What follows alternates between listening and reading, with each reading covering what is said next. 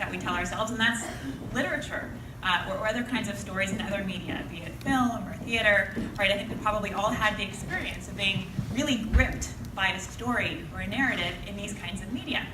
But there's lots of other cases in everyday life where I think you can see the power of this and where there's really been some interesting empirical research.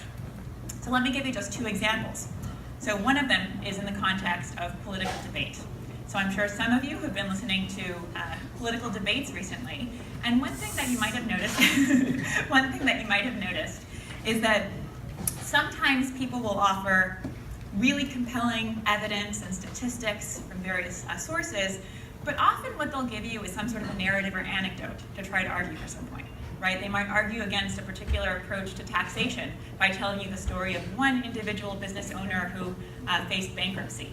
Or they might try to convince you for the value of some particular approach to healthcare by telling you about one particular person and how a healthcare reform had these transformative experiences for that particular individual.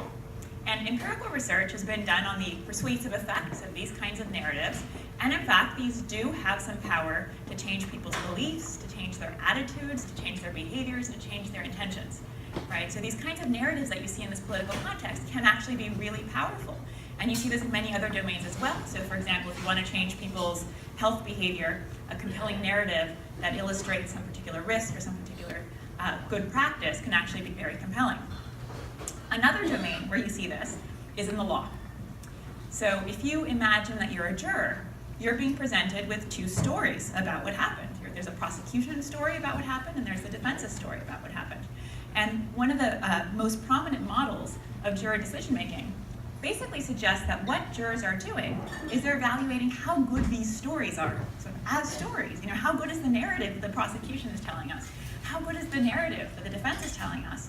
And then that's very strongly related to whether or not they decided somebody's ultimately guilty or not. So as one example of how powerful this is, there have been some interesting studies where they present people with evidence from an actual trial. So these are mock jurors pretending as if they were jurors using the evidence from an actual trial. And some of the participants will be given the evidence from the prosecution in the order that it happened to be presented in the trial. And other people will have the same exact evidence, but reordered to correspond to the chronology of the story. So for example, if in the actual trial, for whatever reason, they called a witness who testified related to something that happened later in a story, and then afterwards had somebody speak about something happening earlier, what they would do for half of the participants is swap the order, so that people actually get things in the order in which they occurred in the chronological narrative.